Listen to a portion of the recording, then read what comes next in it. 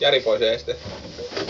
Joo, morjesta. Eli me tehdään näitä videopäivityksiä päivittäin tässä ja tämän päivän kysymyksenä oli, että miltä nyt tuntuu ihan niinku vanha kunnon urheiluhaastattelijan kysymys on. Mutta Jari voisi vaikka kertoa siitä.